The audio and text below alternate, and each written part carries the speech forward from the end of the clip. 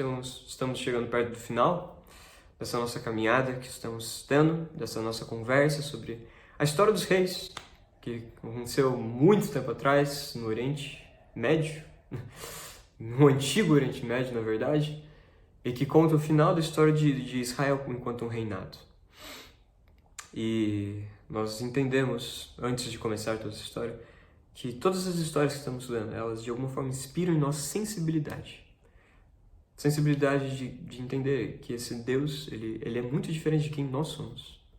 E nos ensina a ser muito melhor de quem nós somos. E nos ensina que nós devemos cuidar daqueles que mais precisam. E nós devemos servir. Nós devemos ter uma vivência compatível ao Deus que é um Deus que dá vida, é um Deus que dá amor, é um Deus que é pura bondade, que é misericordioso, que pauta a realidade por regras diferentes daquelas que talvez nós estejamos pautando. Isso nos implica em outro tipo de vivência. Essa vivência implica em nós estarmos aqui por vocês. Nós, como família, estamos aqui por vocês porque vemos vocês como família e queremos, mais uma vez, afirmar: nós, enquanto igreja, nós, enquanto comunidade,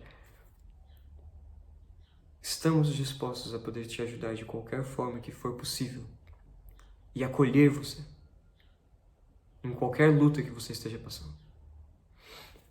Nós vimos Salomão construindo um templo, nós vimos Salomão falando que um Deus que não consegue nem caber no céu, como poder habitar aqui? Mas a beleza, a graça de Deus é que Ele habita, e Ele cuida, e Ele está presente.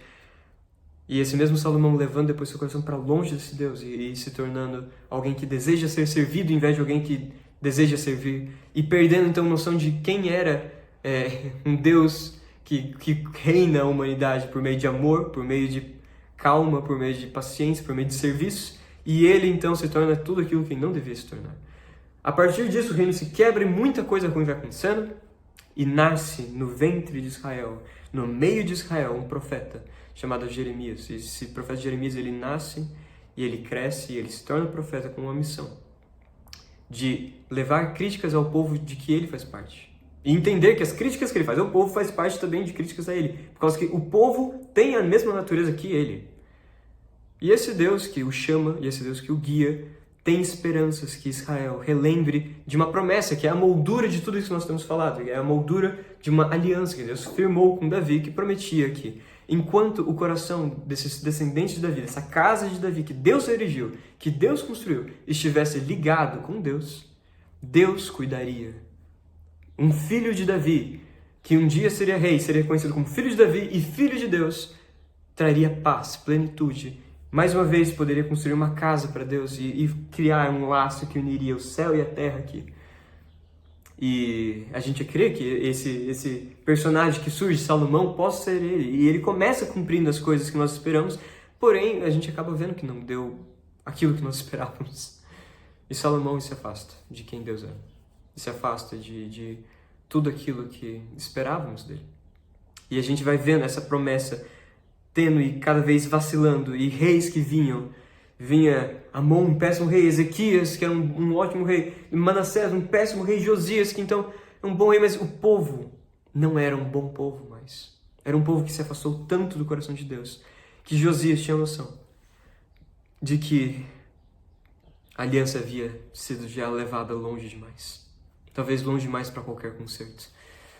E Josias, ele tentando ser esse bom rei, no finalzinho da história de Israel, ele começa a reconstruir aquele templo que nós estudamos lá no começo, na esperança também de alguma forma reconstruir essa relação entre Deus e o povo. E no meio disso ele encontra o livro da lei.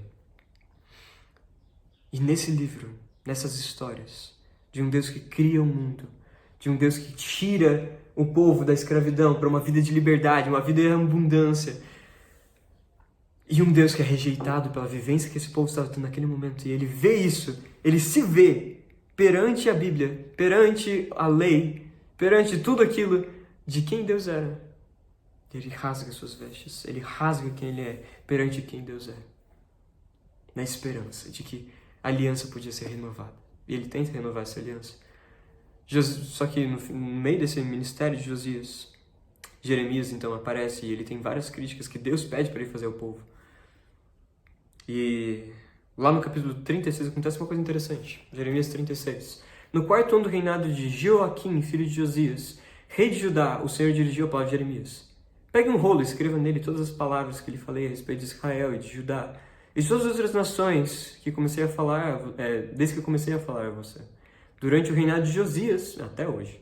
Josias mencionado já 2 vezes aqui, relembrando quem era Josias no meio desse reinado de Joaquim, né? Começa, só de mencionar o nome de Josias 2 vezes já começa a relembrar, gente, quem era Josias. E como ele foi um bom rei. E as coisas que ele fez no reinado dele. Talvez, quando o povo de Judá souber de cada uma das desgraças que planeja fazer com eles, cada um se converta de sua má conduta e eu perdoe as iniquidades do pecado deles.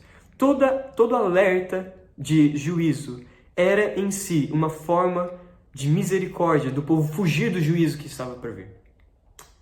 Então Jeremias vai para Jerusalém, prega, lê as palavras desse livro na frente de todas as pessoas. Isso causa um burburinho grande.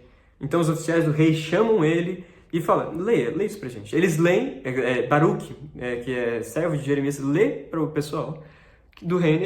O rei precisa saber disso. A gente vai ter que mostrar isso pro rei. E lá no versículo 23, assim que Jeude terminava de ler 3 ou 4 colunas do texto de Jeremias, da palavra de Deus que Deus deu a Jeremias, o rei as cortava com uma faca de escrivão e atirava no braseiro até que o rolo inteiro estivesse queimado. O rei e todos os seus conselheiros que ouviram todas aquelas palavras não ficaram alarmados nem rasgaram suas roupas, lamentando-se. Perante a palavra de Deus, Josias rasga quem ele é, perante a voz desse Deus, que mostra aquilo que, o quão longe nós estamos de Deus, Josias se rasga. Perante a voz de Deus, o filho dele prefere rasgar a palavra de Deus, para poder salvar e poder manter quem ele é. Essa decisão sempre está à nossa porta. Essa decisão sempre é colocada em nós, toda vez que nós abrimos a palavra de Deus. Nós abrimos ela e temos a opção de nos rasgar, rasgar quem nós somos, rasgar quem nós achamos que Deus tem que ser. O Deus que nós manipulamos, o Deus que nós moldamos com nossas próprias mãos. Ou nós rasgamos quem Deus realmente é. As 2 opções sempre estão diante de nós. Joaquim, ele escolhe rasgar quem Deus é e o restante é a história. Israel é levado cativo. Israel vira escravo mais uma vez, de alguma forma, de uma escravidão diferente. O reino é quebrado. O descendente que a gente tanto espera, que viria para trazer essa paz e reinaria para sempre, o descendente de Davi que reinaria para sempre, não chegou. E na verdade agora nem rei mais tem da linhagem de Davi. O que resta? O que resta? Amanhã a gente vai conversar sobre o que resta. Deus, ele não desiste. De mim, de você, ele nunca desiste. E é isto. Nessa esperança de um Deus que nunca desiste, um Deus que nos ama mais do que nós sabemos que o amor era possível alcançar, que eu convido vocês a descansarem e viverem uma vida mais feliz. Encontro vocês amanhã para a gente poder terminar aquilo que nós começamos juntos.